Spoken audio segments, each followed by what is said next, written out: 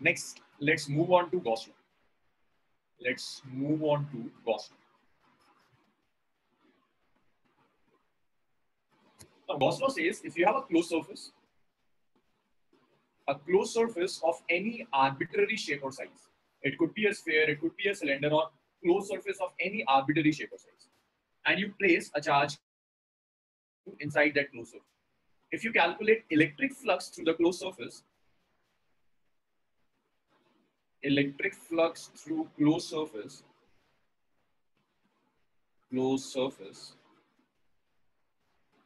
so this is the definition of flux. Flux through the closed surface is closed integral of E dot ds.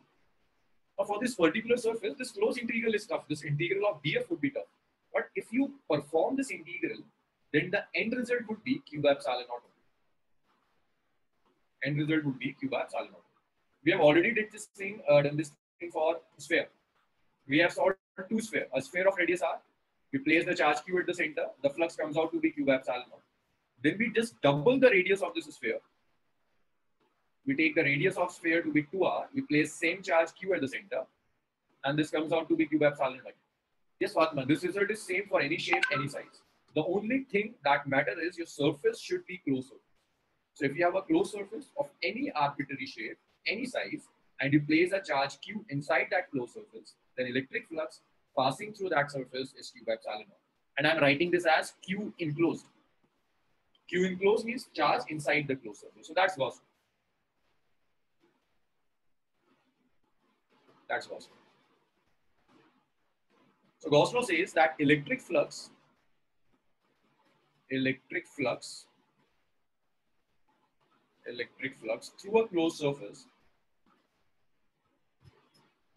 through a closed surface is 1 by epsilon naught times the charge enclosed by the surface.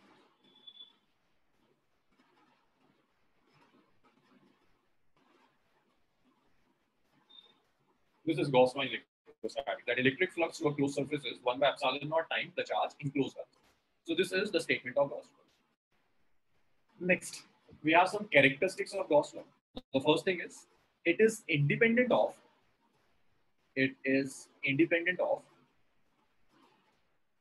shape and size of surface. Gauss Law is quite independent of shape and size of the surface. So whatever be the shape or size of surface, flux would be same. Means you can have a sphere, and if you place a charge q at the center of the sphere, then the flux through the sphere is q by epsilon. This is sphere of radius r. Even if I double the radius of this sphere, I take this as 2r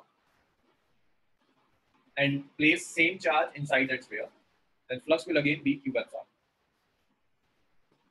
Closed surface. If instead of sphere, I take a cylinder,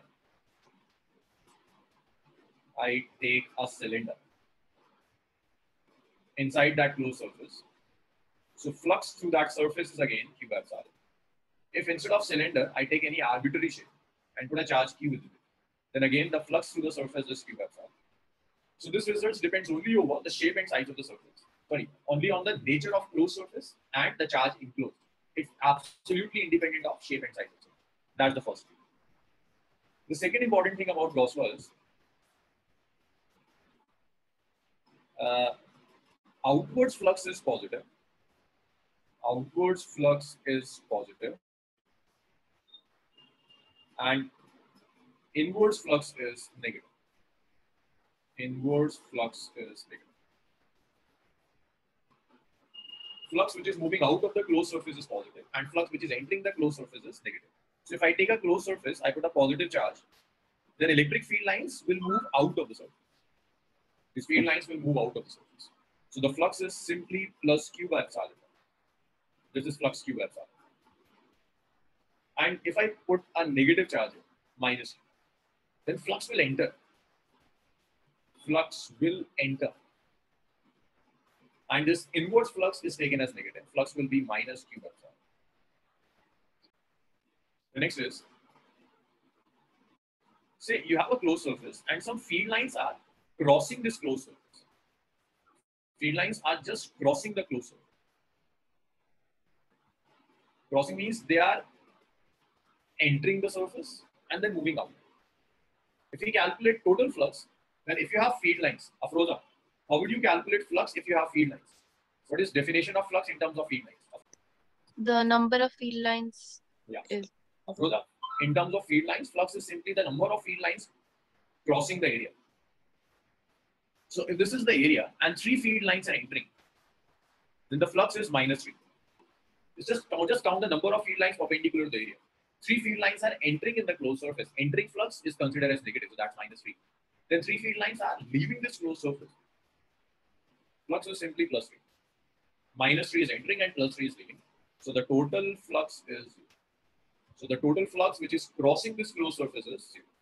So simply, if field lines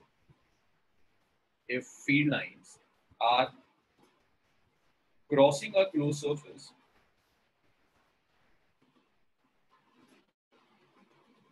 then total flux through the surface is 0. The reason is simple, because the number of field lines which are entering the surface are exactly equal to the number of field lines which are leaving the surface. That's it. The next property. Let's say you have this closed surface, and in this closed surface, I put a dipole. Within this closed surface, I put an electric dipole. Juvena, what should be the total flux? If inside this closed surface, I just put a dipole, then what should be the flux? 0. 0. Why? Opposite charges are there, minus and positive. 0, right? So if you have a dipole, then you can say that your Q enclosed is simply plus Q minus Q, which is 0. So flux is 0. Net flux through this closed surface is 0.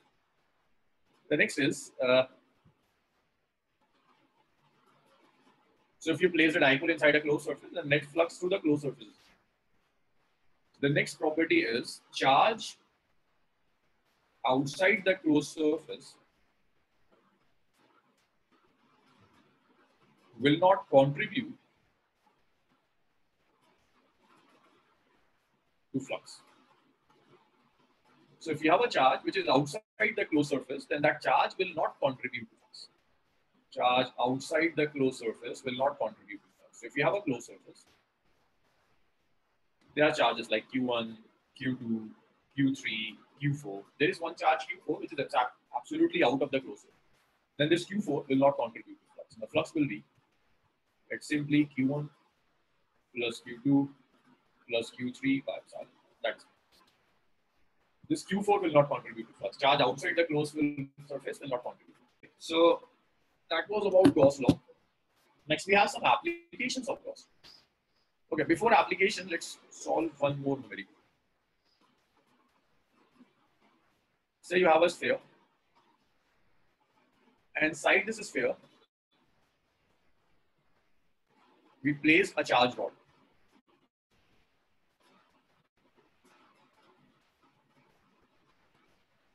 The linear charge density of the rod is, it's some kx.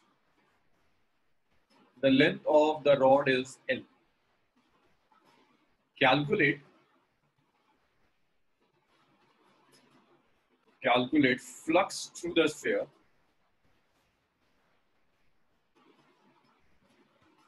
having a charged rod of length L. So if you have a rod of length L, a charged rod of length L, you're supposed to calculate the flux through the sphere. Try to solve this problem. Flux is Q by epsilon naught. Charge density is given, and you can check that this charge density is non-uniform. First of all, calculate the net charge inside the sphere, and then using Gauss law, calculate flux. See, net charge density is non-uniform. So for non-uniform charge density, your lambda is simply dq over dx. Next, you can write your dx as dx is lambda dx. So charge on length L, for charge on length L, Q is integral of lambda dx. The limit is from 0 to L. This is from 0 to L. Lambda is kx dx. this k is constant. You can take this constant out of this integral sign, and this is 0 to L. It's x. This is k. So this is x to the power 1. You can integrate this x to the power 1. It's x square by 2. It's 0 to L. So the total charge is it's k by 2. It's L square minus 0 square. So the total charge inside the sphere is it's k L square. Once you have this total charge, flux through the sphere. If you have charge enclosed, how will you calculate flux? X equal to Q by epsilon. Q by epsilon. So that's flux is Q over epsilon naught. So that is k L square. This is how we calculate flux. There are a few more questions on Gauss law. Like there is one. Say you have a cube.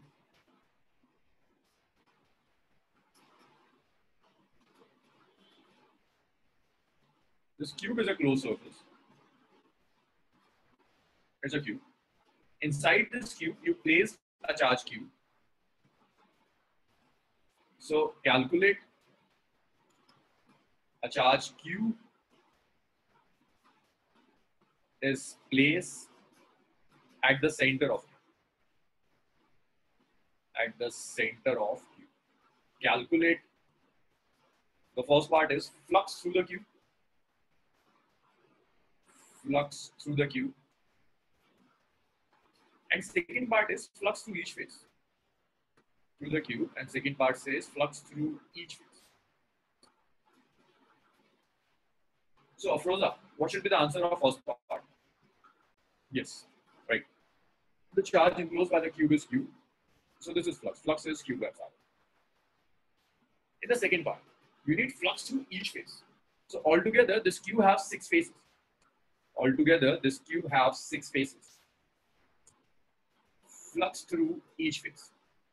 So if I'm saying that flux through the cube is q by epsilon naught, can I say that flux through 6 phases? Flux means field lines. Field lines are passing through each and every phase. If I'm saying that flux through the cube is q by epsilon naught, that means I'm saying that flux through all 6 phases of the cube is 6 by epsilon. So flux through all 6 phases is q by epsilon. So this is it. So through all 6 phases of the cube, the flux is q by epsilon. If you need flux through one phase, okay.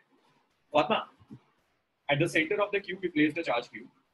The flux is passing through the cube. Flux is passing through the cube means electric field lines are passing through each phase of the cube. Right? If I'm saying that flux is passing through the cube, so cube means 6 phases, 6 squares. So if I'm saying that flux is passing through the cube, that simply means flux is passing through 6 squares. So through all 6 squares, flux is passing. So altogether 6 phases, the flux is q by epsilon naught. Now you got this thing. If I'm saying that flux through the cube is q by epsilon naught, and cube has 6 phases, so I can write this as through 6 phases, flux is q by epsilon naught. Fatma. So Fatma, what should be the flux through one phase? Through 6 phases, it's q by epsilon naught, and what should be the flux through one phase? Q by epsilon naught by 0. Q by epsilon naught by 6. Altogether, through the 6 phases, the flux which is passing is q by epsilon naught. So through one phase, the flux should be q by epsilon naught by 6, right? Let's just unitary method. I'm using just unitary method. Sorry. So through one phase, the flux which is passing is q by, or I can write this as 1 by 6 into q by epsilon. The next question is, instead of q, say you have a square.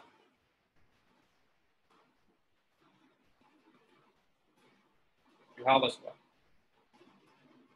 Each side of the square is a. From the center, this is question of NCERT. From the center of square to a height a by 2, we place a charge q. So each side of the square is a. From a height a by 2, from the center of the square, we just substitute a charge q. You're supposed to calculate flux through square.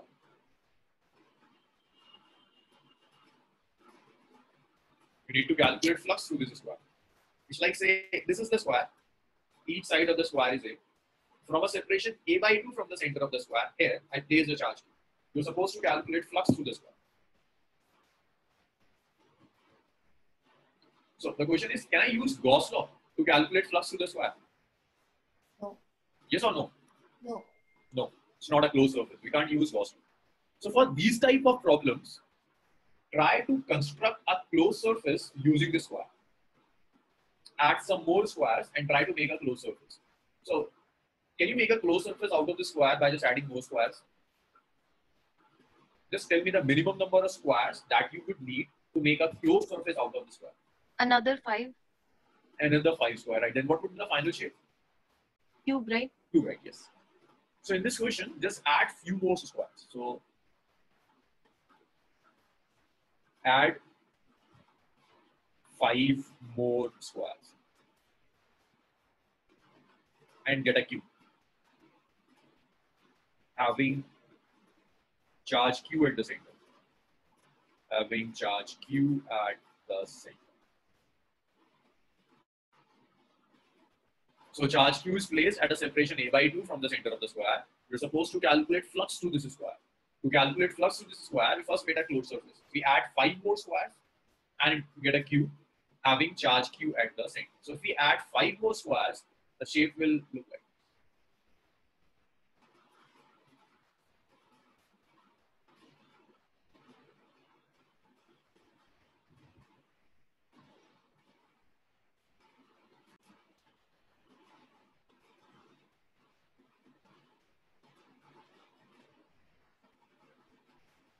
So this is q, and we place a charge q at the center of it.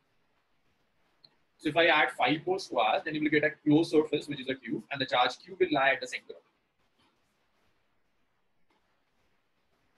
Now, you need to calculate flux through the same one side of the cube, which is a square. Can you guess what should be the flux through this square? Say, Yes. in question, you just have a square of side A from a separation a by 2 from the center of the square. We place the charge q. You're supposed to calculate flux through this square. But we cannot use Gauss law for the square since square is an open surface. So we add 5 more squares, we get a cube, and we place the charge cube at the center of it. Charge cube at the center of it. Now you can easily calculate the flux through the cube. So what is the flux through the cube? Q by epsilon. It's q by epsilon naught. Can I say that flux through cube means yes, flux through 6 squares, right? Cube have 6 squares. Through 6 squares, flux is q by epsilon. Flux through 1 square is 1 by 6 q by epsilon. This is problem of NCERT. Maybe it's some additional question of NCERT. Okay, after this, we have some applications of Gauss law.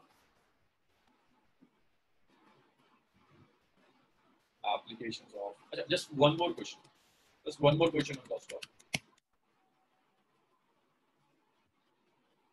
So you have a hemisphere. This is hemisphere.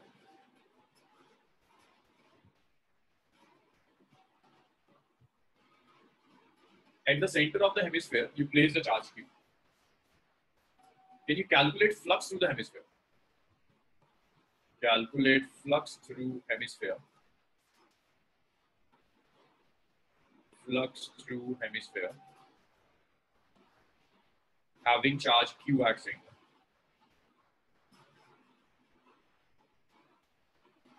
So you're supposed to calculate flux through the hemisphere, having charge q at the center. Try solving this problem. You can't even use Gauss law for a hemisphere. You have to do some construction. It's like a bowl, a hemisphere. It's an open surface. You see, hemisphere is, if you take a bowl, it's open from above now. This hemisphere is an open surface. So, can you make it a closed surface, Jubaina? Yes, sir. Oh. Using another hemisphere. Construct another hemisphere. Yes. Just by putting one more hemisphere, you can make it as a closed surface. This is closed surface. Just add one more hemisphere. Add one more hemisphere. Just add one more hemisphere. So when you add one more hemisphere, then it becomes a sphere. And sphere is a closed surface. So flux through a sphere is q by epsilon naught. So Fatma, what is flux through this hemisphere? Q by epsilon naught by 2. Yes, q by 2 epsilon naught. Half. Because a sphere have two hemispheres. So I'm saying that flux passing through the sphere is Q epsilon naught. That means altogether flux through two hemispheres is Q epsilon naught. So through one hemisphere, flux will be simply Q by 2 epsilon. That's it. The next is application of Gauss Law. Application of Gauss Law.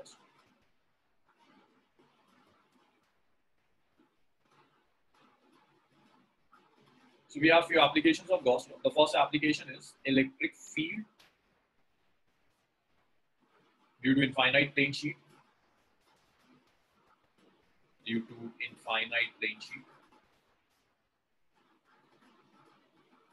Next is electric field due to infinite line charge, or you can say wire or rod, something which is one dimensional.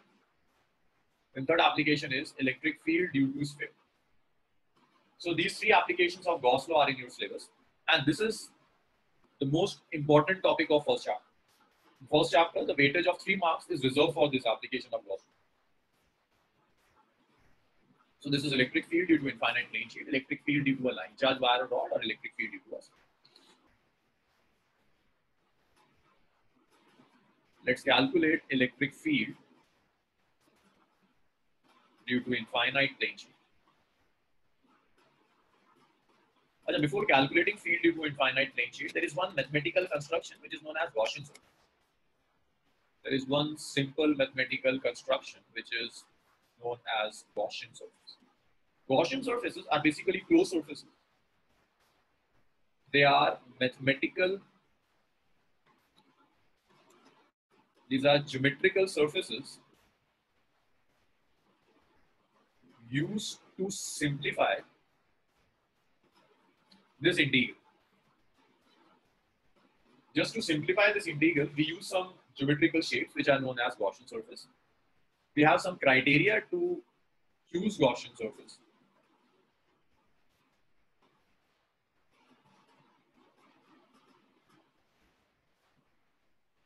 First, it should be closed. Gaussian surface should be closed so that you can use this close sign. The second is electric field should be uniform. Electric field should be uniform. The second criteria. Fatima, this may have got cancelled, but for capacitors, we have to solve this flux due to the sphere. We have to solve this sphere. Without this sphere, we can't do capacitance of a sphere, nor we can do potential of the sphere, which is itself in the syllabus. Right? So we can't really skip this sphere. So electric field should be uniform. The third is electric field should be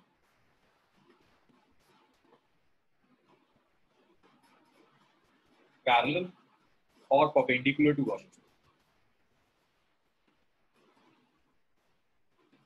So electric field should be either parallel to Gaussian surface or it should be perpendicular. Now, depending upon the type of charge configuration, you can have different types of Gaussian surface.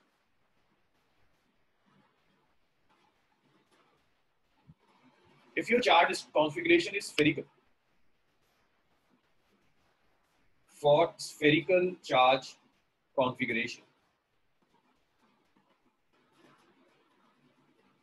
your Gaussian surface is spherical. Gaussian surface is spherical. So if your charge distribution is spherical, then your Gaussian surface is spherical. If your charge distribution is plane or it's like a sheet, for sheet or line charge, Gaussian surface is cylindrical. Gaussian surface is cylindrical. So these are the criteria to choose a Gaussian surface. But if you remember this thing, that if you have a spherical charge distribution and you use a spherical Gaussian surface, then that spherical Gaussian surface will automatically satisfy all these three conditions. Or if you have a sheet or a line and you use a cylindrical Gaussian surface, then that cylindrical Gaussian surface will automatically satisfy all these three conditions. So let's solve the first application, electric field. Electric field due to infinite plane sheet. Infinite plane sheet. Afroza, which charge density you would use for infinite plane sheet? For infinite plane sheet, you will use linear charge density or surface charge density or volume charge density. Which one is the most appropriate charge density for infinite plane sheet? Surface, volume, or linear? Surface. Surface. Sheet is two-dimensional, Afroza. If I am taking a sheet, the sheet is a two-dimensional figure. So the most appropriate charge density for sheet is surface charge density, not volume charge. So the charge density is C. Volume charge density we can use for a cube and even for a cuboid, or for a sphere we can use volume charge density. But for a sheet is a two-dimensional figure. For sheet we will use surface charge density. So you're supposed to calculate electric field due to this sheet. You're supposed to calculate electric field due to this sheet. So what should be the shape of Gaussian surface for the sheet? Cylindrical. For a sheet, it's a plate. The Gaussian surface should be cylindrical.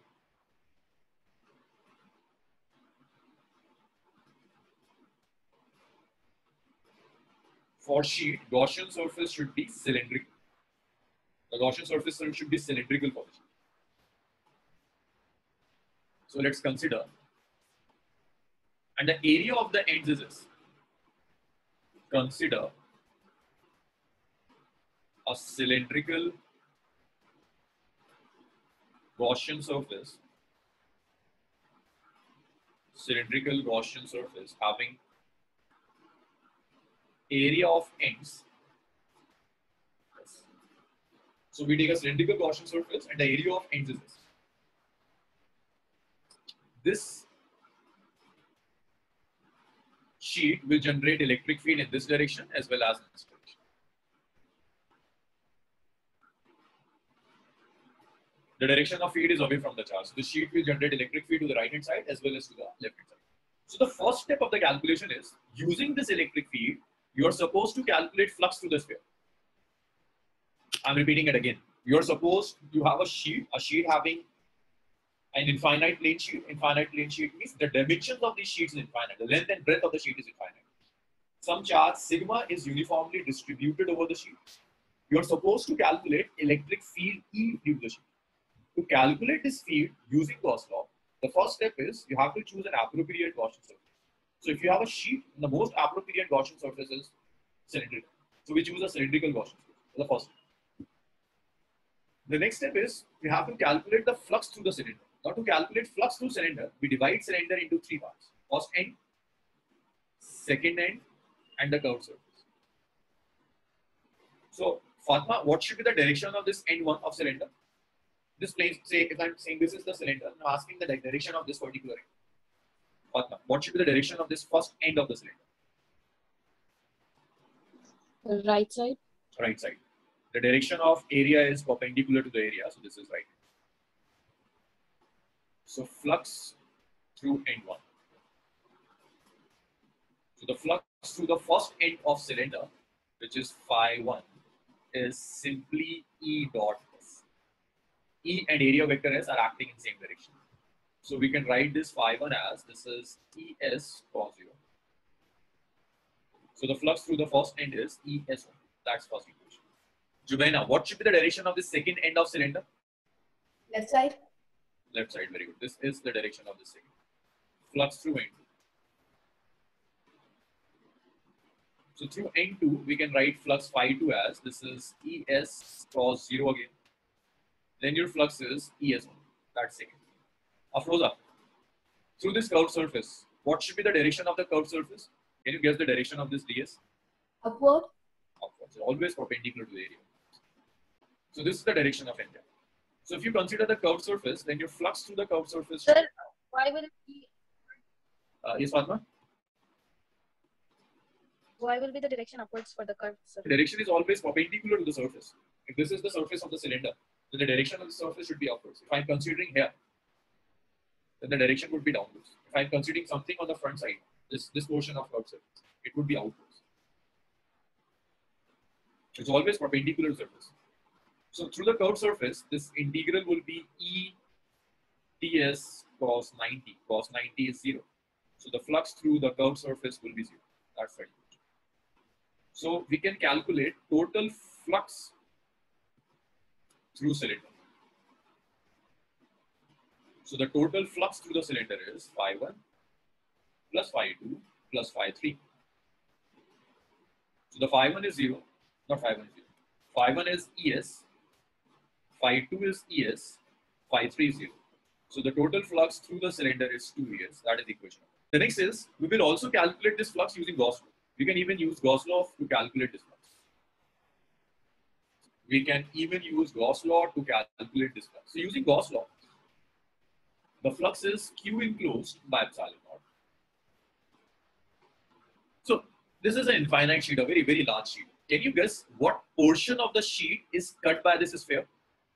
So very large sheet, and I'm just passing a cylinder through this sheet. Can you guess the portion of the sheet or the area of the sheet cut by this cylinder? Is it area of circle? Area of circle, right? So it should be basically this portion. This much of portion, right? It will cut an area which is corresponding to the area of ends. And the charge over this portion is Q enclosed. Because Q enclosed is the charge inside the cylinder. Charge is distributed over the sheet. So the portion of sheet which is inside the cylinder is this S. This area S of sheet is inside the cylinder. So you can say that Q enclosed here, Q enclosed is charge on area S of sheet. So Q enclosed is simply the charge on the area S of sheet. So here you can write sigma is charge upon area. So sigma is simply Q enclosed divided area S. You can write Q enclosed as sigma S. If I say that this is equation number 5 and this is equation number 6, then we can simply substitute 6 in 5. We can easily substitute 6 in 5. If we substitute 6 in 5, then your phi will be it's sigma S over epsilon. This is sigma S over epsilon naught. So this is equation number 7. Now see,